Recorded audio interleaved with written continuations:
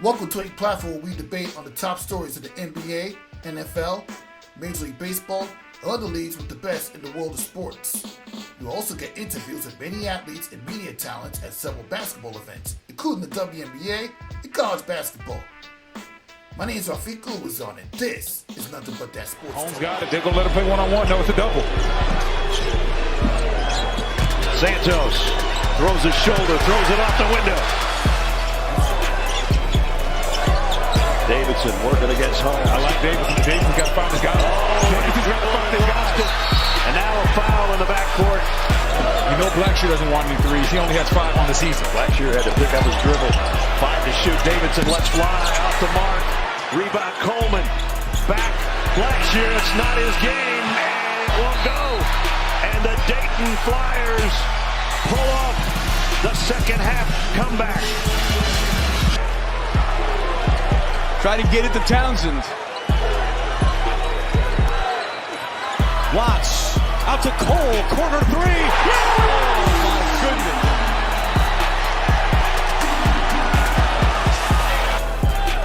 goodness. Foul him. Nope. Reeves puts up a 3. No good. And Oakland with a March memory of a lifetime. Yeah, we light it up in March Madness once again as I welcome to this episode of Nothing But That Sports Talk. I'm Rafiq Ulazon alongside Ryan. Welcome back to the show. Yeah, you see us, we here. Big crunch time. Long Island in the building. I feel like hoodie wavy today. Like I should have had my shades on. Yeah, yeah. I mean, you probably have an idea why I haven't had you on the show this past month because I've been kind of getting a lot of interesting interviews, and yeah, as you know, I was covering some games at the Big East and Atlantic 10 on the way towards the start of March Madness, and pretty much everything in between. So, if you see my recent interviews, and of course the NCAA Tournament games and the Big East games yourself, I mean, yeah, sorry we didn't get to bump heads at the Big East tournament, but you know how a journalist works. Oh no, 100%. He was busy, and to be honest too, at the last couple of weeks, I haven't had really the time to even show up at the midnight. I've been all over the place too. When I was fortunate one time to be close to the A10 for one day, and of course the Big East 2 days. But just so much going on with me. I do the announcing with the 5 a.m. Brotherhood group, which their championship is going to be actually April 5th at the Nassau Coliseum at 7:30 p.m. Of course, from my home, my family, Crunch Time Basketball, the work we've been doing on the Saturdays and Sundays, and our chip is coming up April 6th. So that's going to be pretty big time too. And I've just been doing so much work with like announcing little gigs on the side, and it's been all over the place. Like even this Saturday, I got to do the Brotherhood. It's their Final Four, and then I got to shoot over to the Academy gym to do my guy Dre from Team Underrated, also Shots with a Patience, his unsigned seniors one day camp expose. They got some games there. And then crunch time, we got, like I said, we have our Final Four on Sunday. So it's just like so much going on. I told everybody, I said after April 6th, I am definitely taking like a weekend vacation where no calls, no bookings, no nothing. Just taking these. So we both been busy. We've been covering the tournament. I was there for a few days too as well, and still doing well. Plus, I was going to a lot of the PSAL Catholic League and Long Island Championships, which has been another thing we're going to talk about with high school sports. So it's been really, really hectic. It even took us a lot to get together to do this tonight, because this has probably been one of the only free days in a while. We've been very busy. Yeah, exactly. I mean, come on now. I mean, it's like what you said last year. It's March Madness. It's like 500 games to either watch or cover at the same time. I mean, seriously. I mean, so much.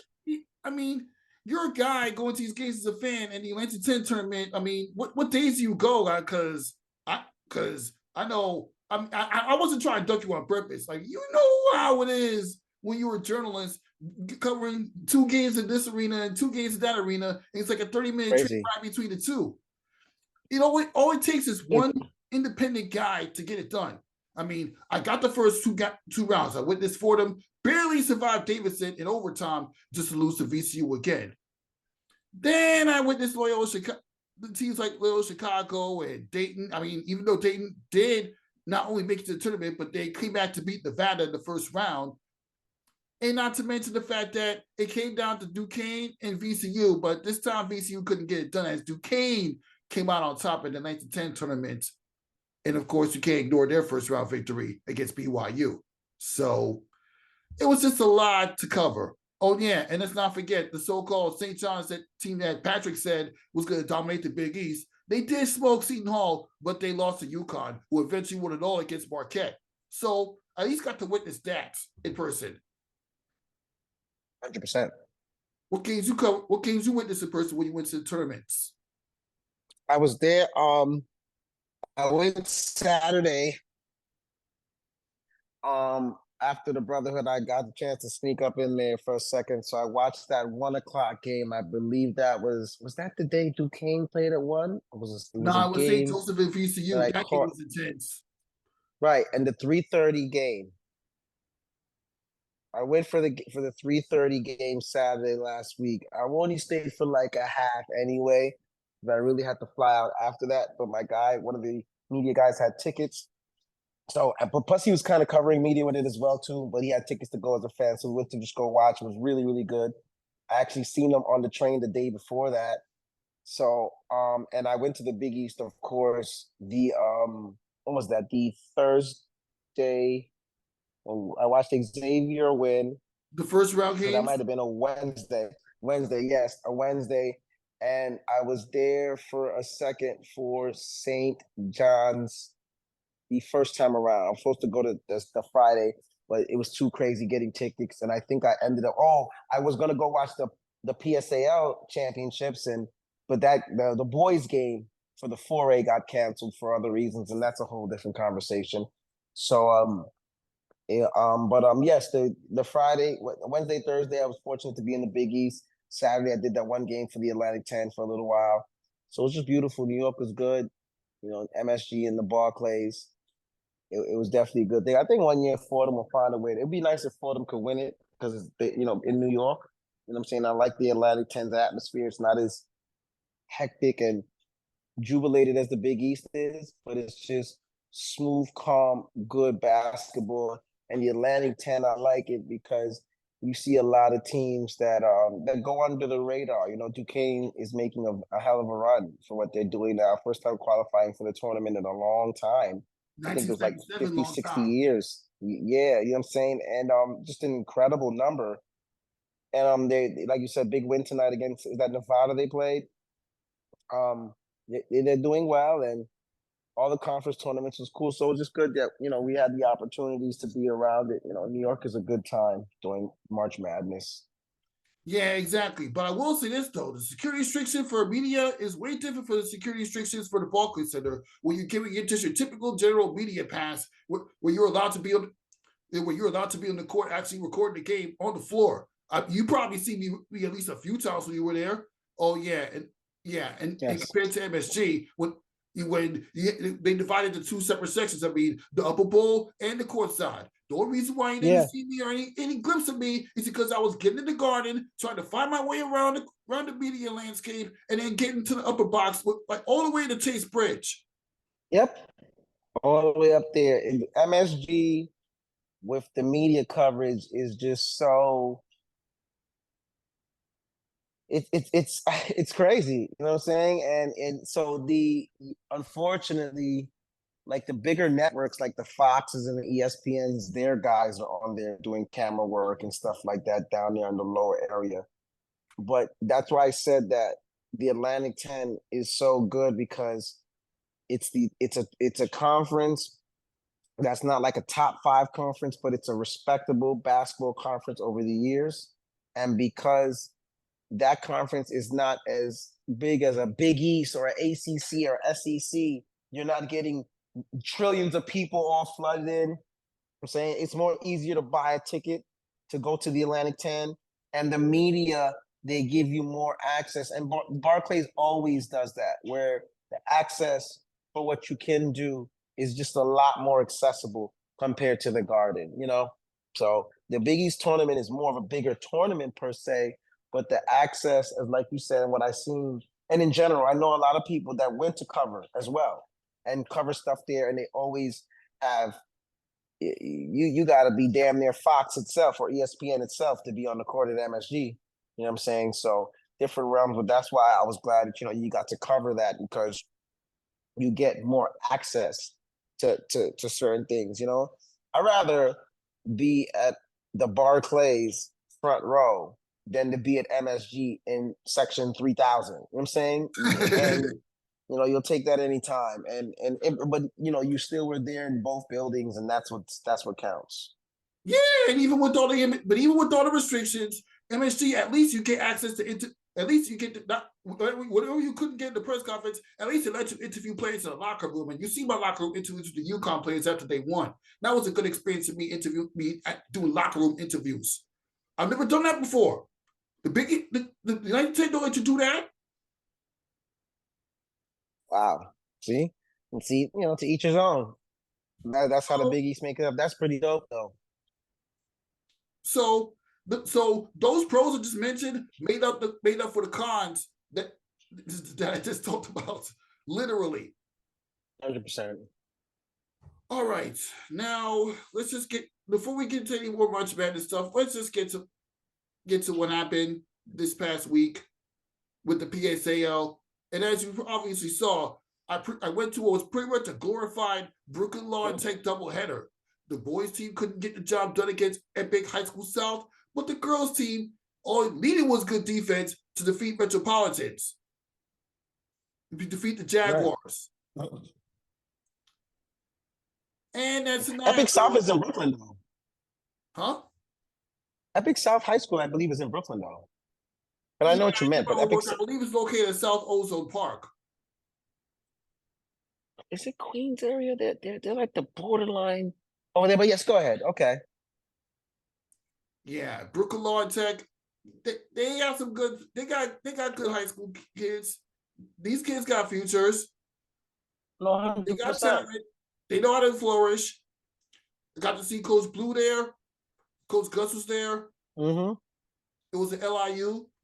Although I will say this, though, Dave Joyce does a report about one thing. The lighting, when you try to take pictures and shoot, is kind of not that great. He did bring up one good point. I mean, nonetheless, it was a good experience finally get to do a PSL game after even with my body being kind of drained from all the Atlantic 10 Big East coverage I was doing. But if you see the highlights, based on what you see, what are your overall thoughts of the PSAL? Well, it was good. Epic South went to the championship last year. For the 3A, they had beat Murray Bertram, and then I believe they lost to Brooklyn Law and Tech, right? I believe in the chip last year. I don't know if it was Transit Tech or Brooklyn Law and Tech, but my boy Sonny was on that team last year, and he didn't get a chance to win everything, but he had a great year and was right there. And it was good to see him back with the well, he's in college now, but good to see him back with the guys and be able to celebrate with the young guys out there. And the young kid with the dreads on Epic South, he's a really good player. Been watching him play for a while. He was at No Sleep Till Brooklyn, and Epic South had a team at No Sleep Till Brooklyn. So the whole core of kids, we watched this development. About that kid with the glasses with the dreadlocks? Yes. Wow. Use that. He got some skills. I seen it. I see him about So he's definitely a good player. They have a really good coach at Epic South. I've seen a lot of the games there. It was big. It was cool to get, even the 1A schools and the 2A schools on a big platform. So I'm pretty sure that was great for the kids, the ladies, all age groups. So I'm happy with the PSALs did in that realms. We're not going to talk about the PSAL Brooklyn because, the South Shore, Thomas Jefferson, whole crap, an ordeal, and how that game didn't get to come to fruition with Eagle playing South Shore. That one was sloppy and nasty work for the PSALs. But with everything else and every other division, they did absolutely well. Shout out to Epic South. As a matter of fact, I seen that post where They're gonna have that tournament where it's the city teams versus the public school teams. And I think Eagles gonna play Stepanak, so that's gonna be big time. Scanlan, McClancy, forgot who I seen they play, but it's gonna be a very good Classic 4, even some 1A teams and so on and so forth. We know what South Shore girls were gonna do. You know, there's just it was great. It was a great time the last month and a half for like high school basketball in general, especially for us in New York, and what we have with these conference tournaments between MSG and the Barclays. So it's just good stuff. And in Long Island, Bayshore won the Long Island Championship. God bless them. They went upstate. They almost won everything. They were in the championship game. Elmont won the Long Island Championship, and they just won everything. And so I just seen that with everything. And Southampton won for Class A. So that was pretty big time. So Long Island had a great day at Farmingdale that day, and they did pretty well for themselves. And Lehigh is gonna, with the independence, gonna try to put themselves in a good position to do stuff. So it's good stuff all around, high school and college. Yeah, it was pretty good stuff. I mean, well, I know you say you don't want to talk about it much, but I'm just gonna try and give a short summary of it. Bring it up. Pretty much, I've heard so many different stories from people when I talk about why Thomas Jefferson South Shore boys championship game at St. John's did not happen. Yeah, something about ineligible players because they weren't committed to their schoolwork, or they were too old to play, but they didn't catch on to it till it's like too late. So it was just a lot of stuff going on. I mean, man, I've read stories about kids that are playing high school ball when they weren't eligible to, but they took it to the max big time. I mean, come on now. You knew you were too old to play, but you wanted to play high school ball anyway just to live in the moment. Go to college. You're too old for high school ball. What are you doing? Well, I know vivid the South Shore perspective, because of course Coach Blues is one of my guys, and an assistant on the team, and so on and so forth. And from what was projected to me, and this is nothing inaccurate, Jago Robinson, who's on the team, and we're actually going to have him next week at the 20 Presents. Saying, I know these kids from South Shore. You know how much I was traveling with these kids for the last 2 years. Me and Jared's playing there, and Blue and its significance. So from what was told to me, Jago, I think Jago in the past might have struggled in school. I don't know completely, but you can necessarily be 19 in high school, especially if you struggle. You don't want to be 19 in high school. Everybody wants to graduate when they're 18 years old, of course. But nevertheless, whatever it was, he still was in South Shore. He turned 20 in January. And when he turned 20 in January, he was still on the team. I don't know all the book-by-book rules with it. I don't know when you can or can't turn 20. I don't know. But he was 19 when he started the year. So he started the year as that is basketball. During the middle to the end part of it, which is January, he turned 20 during that month. Now, after that, that's up to the PSALs and the coaches and whatever time. I don't know, like, all the letter rules, because, let's go crazy. These kids could reclassify, run classify. There's so much different things that goes on with the game. So because I don't have the letter of the law, I don't want to even go into it. But based off that, he was ineligible. What makes it nasty, though, even on both sides, is that there was a lot of pointing fingers. It's like South Shore said this about Thomas J, and Thomas J went back and said this, and then did this. So everybody, and at the end of the day, the only people that really heard are the kids. They didn't get the opportunity to play. So like I said, that is from my guys' perspective, that's their perspective. I'm pretty sure there's other parts and there's other thing to it, but that's the accurate story that I have. And it's just hard to talk about anything else with it that I don't have the information on, because I know how delicate this situation is. You got an interesting point. Not accurate information, because there's a lot of hoopla going around with it too. You know what I'm saying?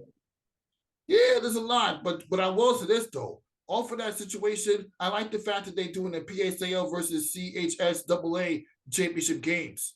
I like what they're trying to put together, just to give high schools more opportunity to get some championship hardware. Yeah, they've always done it like that though, like quietly. They always But they make sure didn't they have a give, little but they didn't give invitation that. I after mean, the I know, but season. they didn't give that specific name. It's pretty much a state championship, isn't it? Mm-hmm. Um, you can think about it like that, yeah, really, because now you have supposedly Stepanak won all along all New York City, right? And Eagle are the city champs. So in regard to New York City, New York State, that's New York City. That's definitely the top two teams playing against each other, PSAL and Catholic. So now, at least definitely for bragging rights, the winner between that can say, hey, for quadruple A, we were the best in New York, Catholic and public, and that'll be a big time game. You know what I'm saying? Big time game. I like Stepanak in it personally, even though no disrespect to Eagle, Eagle can play and they got hitters, but I do like Stepanak in that game. Yes, that's a very interesting point. I mean, there's not really much to say about that. On to the next topic. Yeah, earlier this month, I mean, while everything was going on in March Madness, there's going to be some madness coming on Fox 5.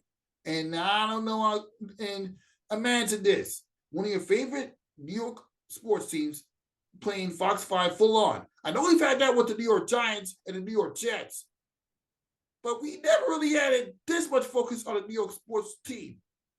And I'm talking about the New York Liberty signed a deal to have the games being televised locally on Fox 5 and My 9. It was announced at Fox earlier this month. Thoughts? Way better. Now everybody locally can watch it, even without cable per se. And I think that's a very smart move, especially in New York, to get more of the masses to pay attention to women's basketball and the New York Liberty. So for New York, I think it's a great, great move, and I love it. I'm all for it. I love it. I love it too. It's going to be cool to turn on Channel 5 and watch them play. It really is. Yeah, Fox 5 or My 9. I mean, they put that deal together for a reason so they could grow the engagement of women's basketball and grow the engagement of women's sports. The sports world need more deals like this. And you're probably not going to get that. I think is awesome. Yeah, you're probably not going to get that same type of deal with any other New York local basketball team, but you're at least getting that with the it makes sense. They were coming off the WNBA finals last year, and they brought back their top 5 stars that carried them to that promised land. Only for a disappointment. But you know what? Yeah, I'm ready for Fox 5 televising New York Liberty. I think that them being on Fox 5 is just gonna be able to showcase more what they can do, and hopefully this can make everybody in New York be more of a supporter for what the Liberty are doing, because they have an opportunity to do something special. Yes, they do. All right. Next on the agenda, we need to talk about the best first round matchups for the NCAA tournament. And I know there's still some first round games to go, but there was some interesting. We already talked about Dayton coming back to defeat Nevada, and then Duquesne pulling off a win against BYU. How about the fact that Kansas barely survived Stanford, and then NC State having the most unpredictable run you'll ever see? They won the ACC championship against North Carolina, and they literally steamrolled the way to the second round. How about NC State? How about everything I just said? Thoughts? No, well, I'm an ACC guy, so I know how good NC State was. Even last year, it's a growth in progress, and they have a big fella in the paint that's just playing phenomenal basketball right now. They're getting good guard play. So, this is what the tournament is about. And I've spoken more that over the years how evenly distributed it is. Kentucky took a tough loss tonight. They have a lot of young kids on that team. DeJuan Wagner is a DJ Wagner is a freshman. Willingham's a freshman. Shepard is a freshman. They have a couple kids that are young kids, and 3 or 4 of them that I just named are probably going to try to enter the NBA draft. So, all just getting the new class again. It's hard to win. The last all freshman closely squad to win the national championship was the Duke team with Jaleel Okafor. And think about that. That's been a little while now. You know what I'm saying? With Jaleel, Justice Winslow, Tyus Jones, and that team that was just, loaded with good freshmen. But it's hard to win as freshmen because you cannot you just gotta hope you have the most talented freshmen that year and just have a good magical run. Because when with the transfer portal being what it is, and with upperclassmen and how they're used to the moment, it's just so hard. You know what I'm saying? So it's everything that's going on is great. No disrespect to Aaron or anything. The reality of it. Oh, wow. What happened? Yeah, continue on. Yes, Kansas is just not good this year, and they've been decimated by injuries. Yeah, the top player is Decimated. out for the tournament because of that injury, and he's projected to be one of the top players in this year's NBA draft. Yeah. So they've Playing been for his decimated by injuries, and it's tough to win like that. So that's what it is. That's why it was a struggle for them offensively and just in general. But T for time, and I guess eventually we're gonna have him on the show. But I told myself that with him in the show, because we argue about a lot of other things, that I wasn't even gonna entertain some of the foolishness that Patrick says. But it was so funny because one thing that I can give Patrick, and I like him, I guess he's a loyal New Yorker. He's a Mets fan, which you got to be insane to like the Mets and the Knicks. And he's a St. John's fan. He went to St. John's alum, so he's proud. But he's just got some of these old stigmas that were like 90 stigmas that make me laugh. Like all Duke players are buster has-beens in the NBA, which is no longer true or even close to a stigma. And he's so fixated, which I tell him that has nothing to do with the game and the sport. He'll talk about Zion and be like, "Oh, Zion's an idiot. And he's got having babies with this person, and where was his father figure and this?" And I said, "Well, if you want to be his father, go adopt him." But I knew his parents was there for him. Like, you're talking about his personal life. I just like to talk about what they do on the court. You know what I'm saying? And nevertheless, to sum up everything, his talk was just about St. John's is definitely getting in and this and that. I'm like, guys, it's gonna take time. St. John's hasn't won 20 games in a while. They're gonna have to win at least 20 games. They're gonna have to do very well in conference. Granted, they had a 6-game winning streak at the end of the year. They're lucky they had that 6-game winning streak. They still couldn't qualify for the tournament and had a 6-game winning streak at the end. So if they go 5, because other teams, and if you watch my interview with Joshua earlier this week, it was because other teams have stepped up in conference play. Correct. And St. John's had to win the whole Big East in order to get in. Even going to the finals and having a good finals game, I don't think was going to give them a bid. So, unfortunately, they didn't make it. I told them it's a work in process. They'll get it later on. But he had the nerve to be like, "Oh, Duke didn't go to the semifinals of the ACC tournament." I said, "Yeah, we lost in the quarterfinals to a damn good team." I said, "What guys got to realize, what you don't want to, is that I know it's going to be a process, and learning curve is the wrong word. But learning curve per se with Duke. What we all have to understand with, and I understand, is that the head of Duke that was running it for the past 35 to 40 years, our head coach, practically the greatest coach in college basketball history, right? Mm-hmm. He's no longer there. So not only, and Coach K had a mystique about him too. Not just the smartness in the basketball and the winning tradition, but the mystique. When you have something like that leaves, it's going to take a toll on the program. Now, here goes the crazy thing. even though Coach K is not there, John Shire has managed to make sure that Duke wins 19 to 20 plus games every year, still year since he's been there, right? Mm-hmm. And they still qualify for the tournament. It's their second time going to the tournament. But is this John Shire's third or second year there? Or is it second year?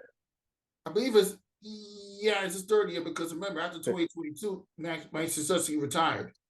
Right. So now, third season in, you got to look at it. Now he's getting the recruits and the kids that he wants. And like I tell everybody, watch out with Duke's class next year. It's not just Cooper Flagg, okay? The kid Isaiah Evans. We got the kid we got a lot of good kids coming in next year. That's all I gotta say. And then the next class after that is loaded as well too. So they're in the right direction of what they're doing. But when you lose a guy like Coach K, it's going to take a toll. And now you have to give Shire time to implement his style, get his kids in there. We got decent kids on the team now, and it's gonna change, and they'll be back at it again. But I know it's going to be a process, and it's going to take time. But I just laughed at him when he's trying to, he went to crunch time last Sunday, and I'm just sitting there, and I had no comments. I'm just looking and laughing. Oh yeah, if this is what he said, I just laughed. St. John's, they better be a 7 seed. They got to be like a 7 seed. They're going to be like a 7 seed. And I'm just sitting there looking at them. And I'm just laughing. This is the Saturday now for the games. And I'm just sitting there like, I said, okay. 7 seed, huh? They were first 4 out. They were first 4 out for a reason. Correct. But I know that. But I'm just laughing because the extra bravado and confidence for what, bro? Let's be real. St. John's hasn't went to the NCAA tournament in 20-something. No, they haven't won the Big East tournament in 20-something years. They haven't went to the NCAA tournament in almost that same amount of time as well, too. The franchise, the school for basketball has had its ups and downs in the last 20 years, even with decent players coming through the campus. So now with Pitino coming there, bringing different life, he'll recruit and get his more kids. He brings more energy back to the city for them. St. John's is relevant and definitely talked about again, and they will have their time. I think this next season coming up will be, as long as they can stay in the same path and add on players, they'll get into the tournament. But I said, I guarantee you that when Selection Sunday comes, they will not make the tournament. Oh, no, they're a 7 seed. Oh, no. Oh, they're a 7 seed. Oh. I said, did you win 20 games? I said, you did okay. And St. John's got snubbed. A lot of teams got snubbed. But it's March Madness. What you expect? What you expect. But did they really get snubbed? You got to understand, reputation and consistency is key. St. John's hasn't been a team in the tournament for the last 20-something years. So when you got a team 10 in quad 1 victories. 4-10. That's not good. They only got 1 victory against a ranked opponent in Creighton. Yeah, and Creighton. And T for time, I know it was an exhibition game. St. John's lost the pace. Wow. They're a Division II school. I see St. John's. I mean, damn, son. No comments. They lost the pace. Pace is a good school. My man Trayvon Alexander down there playing the point. He led the Division II in assists. Hempstead kid, Long Island. But my point to say is, they're a Division II school. You're Division I in the Big East. You think Duke would ever lose to a Division II school? No. For exhibition? Yet alone conference play? Oh, stop it. The St. John's is a great institution. I love New York, and I love a lot about them. But please, Patrick, whenever you get on the show, if you ever watched it, you're nowhere in the same stratosphere at Duke University. It's not a conversation. There's nothing that's comparable to talk about with Duke basketball and their winning tradition in St. John's. It's just, it's nothing. There's nothing. You could have all the regular season wins against Duke. You won. You're not as good as them. They have and we own them too in that. They have nothing on us. Nothing. Whereas St. John, I will not accept St. John's critiquing about Duke. I will not. I can take that from North Carolina guys. I can take that from Kansas. I can take it from UCLA. Championship. I can take it from Kentucky. I will not invite that conversation with St. John's. Case closed. End of discussion. That is nothing to talk about. Okay. That's like comparing Knicks and Lakers. Okay. I was just thinking about that too. Okay. Let's hold on to it until Patrick comes on the show. I'm not going to say nothing when he's there because you're going to see that nothing gets through his brain. So, and once he's fixated on what he's fixated on, you can't convince him other. This guy told me that the Knicks team last year is better than the Knicks team now. Just because Obi Toppin is his girlfriend or something, and he's married to RJ Barrett and friggin' Emmanuel Quickly, so he can't get over the fact that they're gone. But so he said the Knicks team last year is better than the Knicks team this year. What do you think about that? Wow, that's a good transition to the Knicks West Coast trip. And yeah, prior to the West Coast trip, the Knicks, they were kind of having their bit of a struggle. But they've been having injuries to Julius Randle, OG Anunoby before he briefly came back, and then he sat down again because of injury management. And Mitchell Robinson, even though I saw the news that he's literally on his way back, he had a full practice, which means he's ramping up to come back to play. And at the right time, too. Because the Knicks are knocking on the door for the third seed, even though they did lose to Denver Nuggets to end a 4-game road trip. But he still had a good West Coast trip. So, thoughts on the Knicks so far? You know, I just keep singing the same thing, and I hate to keep singing it. The Knicks' destiny is as far as their health can go. We got good news that Randall is right around the corner. Robinson is right around the corner. OG came back, looked solid, but OG had a little setback with this thing. I hope it's nothing crazy. They say because it's the activity again, things might happen and flare up. MRIs and X-rays said negative, so they're going to watch that very attentively. I thought it was very prudent to probably keep him off the last game of the road trip, get him some extra rest, get him out there. But knock on wood, if all three guys come back healthy, or the other two are part of it, and are anything like they were before, the Knicks team is absolutely dangerous, and they have extreme depth. At the center, you'll have Mitchell Robinson, you have Isaiah Hartenstein, you'll have Julius Randle back with the Precious Achua to back up as a power forward, and you can put Hart to play power forward and small forward.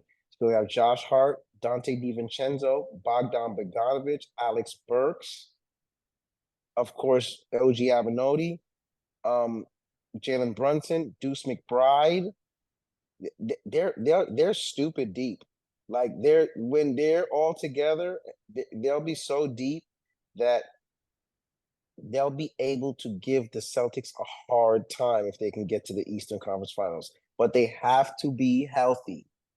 If healthy, this is a well-tuned machine. Not healthy, even as good as they are, second round the most, maybe third. But I just prefer for them to be all healthy and guns loaded. But they're a good ball club, a good team. And think about that, on the precipice of the third seed with all the injuries. Just imagine what seed the Knicks would have if they were all healthy. They would be top two. But it doesn't mean the chance is still not there. I mean, yeah, like 13, 14 games left. Second seed and 2 games behind Cleveland, the team that they beat in the first round for the number 3 seed. And even though they are a half game behind Orlando for the 4th seed after losing, and the Orlando Magic beat the Pelicans, let's not forget this New York Knicks team. They have the setbacks, but when they're healthy, they're going to wrap it up big time. It's just 100%. A matter of not running the stars into the ground because the stars have been kind of overworked. It's tough to do that. Yeah, Tom don't play them 7,000 minutes. But hopefully, if they get everybody like healthy, there's more depth, and that won't be in a scenario. So the Knicks' destiny is all about their health. They're healthy. They're a dynamite team, and watch out. Yeah, but I will say this though. I'm glad the New York Knicks are finally back to being the playoff premises. I mean, we said the same thing in 2021 before they had that setback in 2022. But right now, it's looking like it's going to be legit. It's a state in the playoff. The amount of playoff appearances is going to be more sustainable than it was nearly a decade ago. We had Melo and Stoudemire, and they weren't good ever again after 2013. Correct. But I'm just glad Um, we have nothing bad to say about the New York Knicks outside of any potential second or third round loss. orange and blue skies for them. You know how we do with the Knicks, man. They doing all right. Yep, orange and blue skies indeed. Orange and blue skies. That's right. Yeah, we still got some other first round matchups to look forward to. I mean, obviously, UConn's going to start off against some team named Stetson at the Barclays Center. And your Duke Blue Devils will play at the Barclays Center too. How about that? Oh, really? Yeah. And tomorrow, right? Yep, tomorrow. Or today now. Okay, don't worry. We got a late game. We're gonna be all right. Very good Vermont basketball team. We're not underestimating them at all. Vermont is a very good basketball team. They'll be well coached. They can shoot it.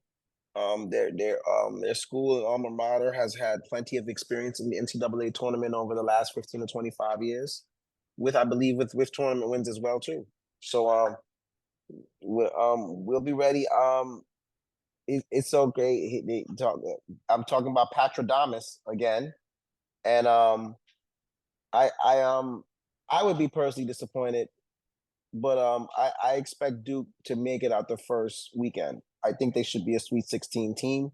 I know they didn't play well in the last game in the ACC, and it's hard to go off that, but they have a very good roster when the guys play together. I think Shire will get them locked and loaded in. There were some kids last year that were on the championship team. The postseason team. Kyle was there. Proctor. Roach is a senior who's been to plenty. You know what I'm saying? A lot of guys got salt taste in their mouth for not performing well last year in the NCAA tournament.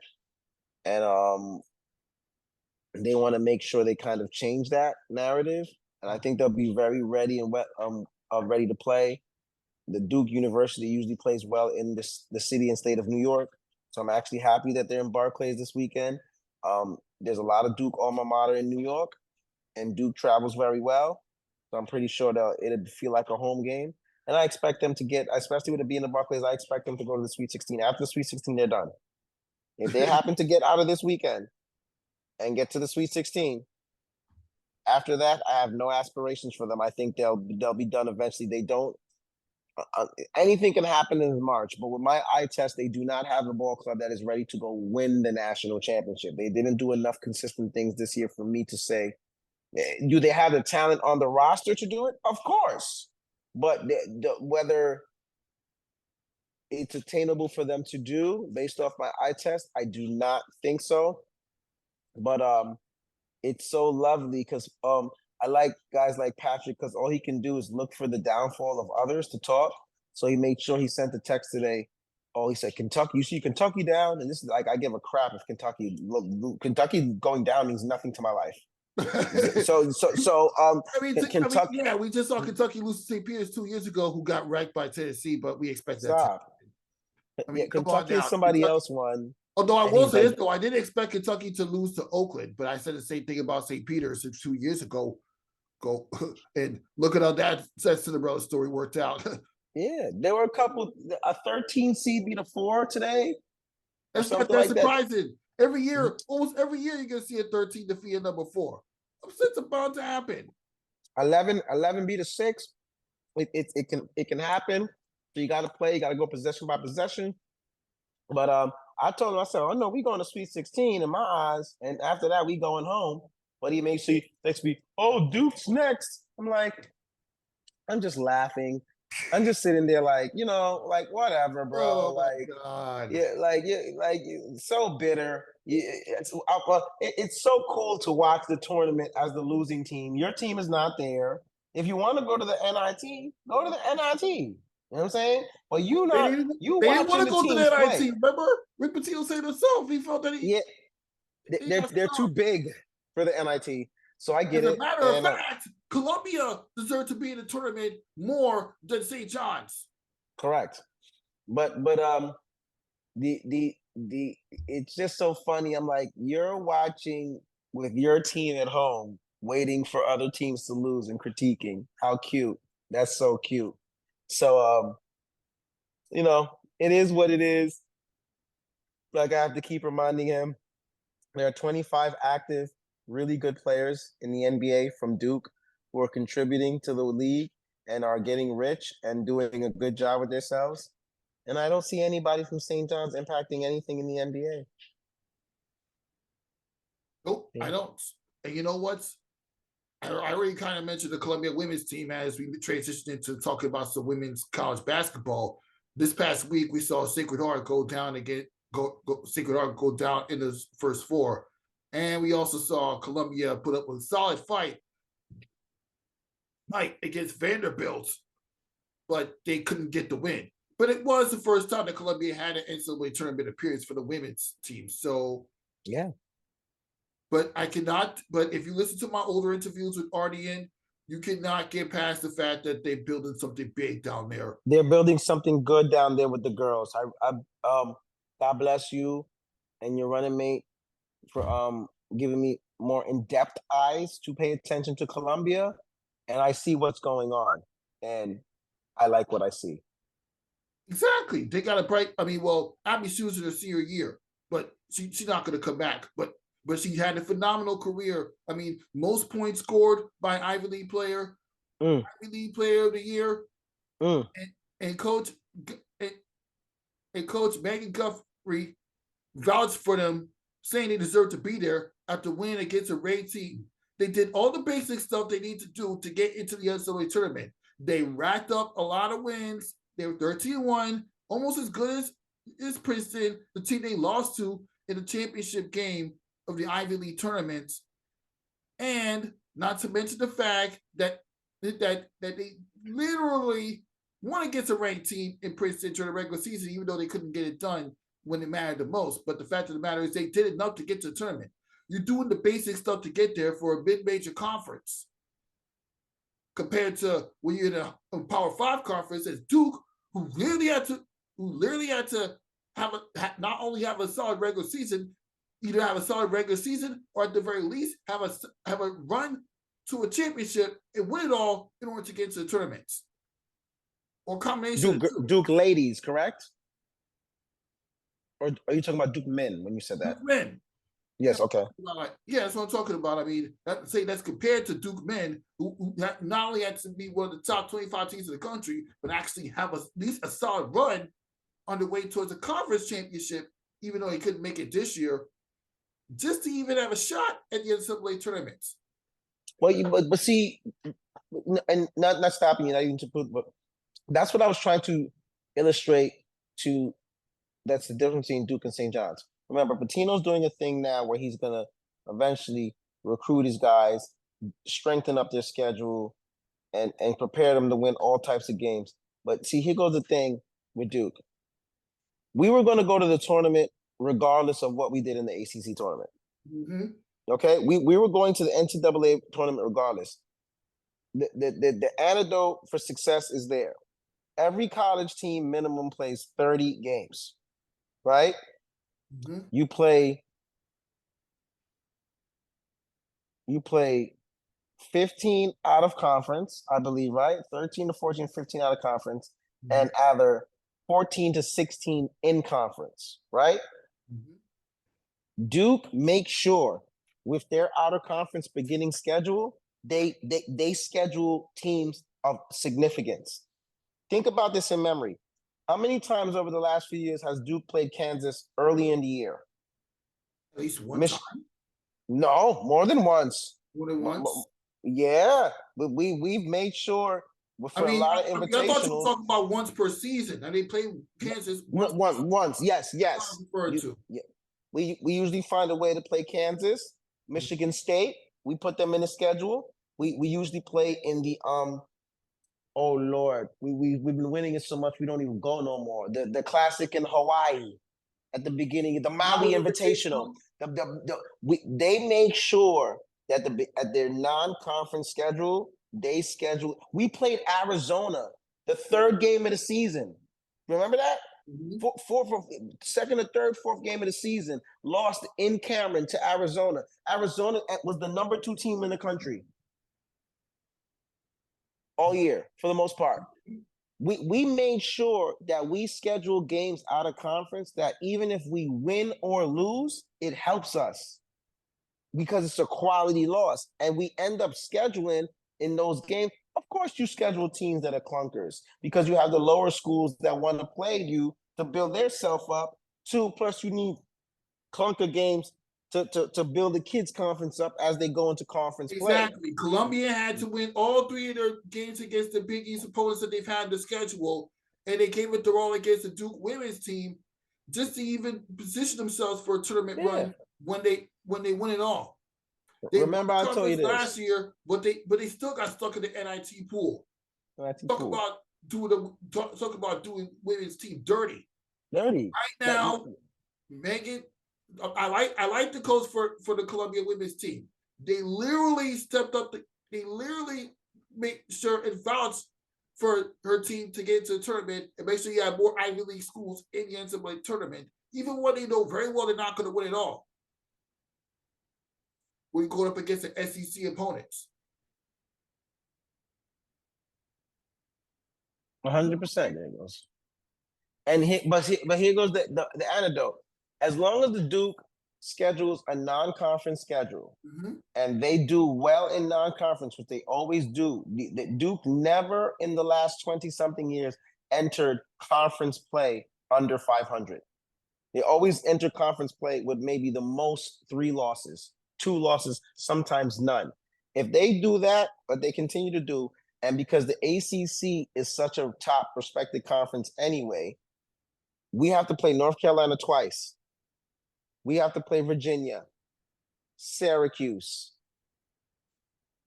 Pittsburgh, North Carolina State. These are all regular teams in the conference. So if they come out from that, if Duke wins 18 to 21 games every year doing what they do, even if they lose the conference tournament or even if they lose the regular season, they're going to the tournament. I'll stand on it and put my hand to the Bible because I watched it. So I'm never worried about that. I laugh when everybody's, I said, Duke ain't on no bubble. They're going to the tournament. And here goes the biggest thing. Even if Duke is not ready for the tournament, because Duke is still must-see TV, you know. Tomorrow at 7:40 p.m., everybody that 7:20, 7:26, 7:92, 7:92, 7 o'clock. Tomorrow at 7 o'clock, everybody is going to glue their faces to that Duke game, even if you knew nothing about college basketball. Because remember, Duke is like the Yankees. Duke is like the Dallas Cowboys. It's either you love them or you hate them. There is no in between. And they get a lot of hate. So you got people like Patrick that are going to be glued to their TV to hope that Duke has a downfall. And that's pitiful. And let's not forget, to add on to the conversation, I don't know why you kept saying that St. John's is in the same tier as Duke. I mean, what is wrong with them? I mean, not even we're a crew. You know what? Let's not forget, earlier in the season, St. John's lost against Dayton. St. John's lost against Boston College. Come on. Conference play. Come on. What are we talking about here? Are you serious? They have a sailboat and we have a cruise ship. 2 different things, bro. You swimming on the water, but you don't swim like we swim. I'm saying but that is going to be the antidote, and I never worry about those things because, as you see, it takes care of itself. So, like I said, I don't have Duke going past the Sweet 16 if they get that far because I understand and respect March. I know anything can happen in March. A 1 has lost to a 16. A 2 has lost to a 15. Many 14s have beaten a 3. And I don't even want to talk about 12-4. Okay? 11s beat 6. They do. It's over, guys. That name stuff doesn't matter anymore. You have to play. There's good kids in college all across the board, men and women. Don't you see how competitive the women's circuit is? Exactly. You just see South Carolina barely to get past Tennessee. Correct. You see that game winning shot by Camila Cardoso? I thought Tennessee had him. And then the next round, when South Carolina took out LSU, you had that little fight that happened, and all go to players don't attack. Says go after Angel Reese. She's a bigger player. That's all you can say. Man, it's like Angel Reese is always in a bad center of media attention, even when she was winning. And she's got to find a way to elude that sometimes when she gets to the next level. But nevertheless, college basketball, March Madness. We're ordained to see. I will make sure I get out of work. I'm at work now, but I go to my other job at 8. I get out at 4. I have nothing to do. I make sure I got my little fresh baldy. I have all my stuff in Queens at my lady's house that I need for the weekend to go do these 2 Saturday and Sunday before I announce. I'm gonna make sure I go straight to Queens. I'm probably gonna stop by BBQ's, get some schnickin, get a little chicken, get a little 6-pack of beer, put some for the kids, and I'm gonna sit down and I'm gonna watch that Duke game. And like I said, I respect Vermont. I know that Vermont can beat Duke. Anything can happen in March Madness. We understand this 120%.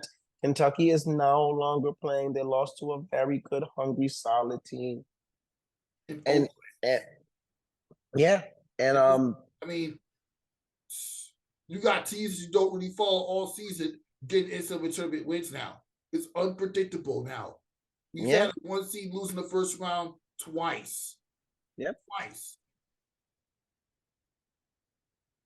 It's like, my guy was saying, he's like, Dad, Virginia, look back. I said, Virginia always had defense, but you got to remember back in the days, I'm not back in the days, a couple years back when they had those good guys, they had playmakers. Ty Jerome was a playmaker. DeAndre Hunter was a playmaker.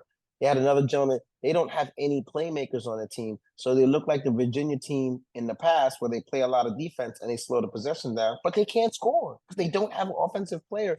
And that's what it's about with college basketball right now. It's open with everything. And we're just going to have to watch these next couple of weeks to see the fun, exciting ball as it leads up to the NBA playoffs and the other things, MLB playoffs.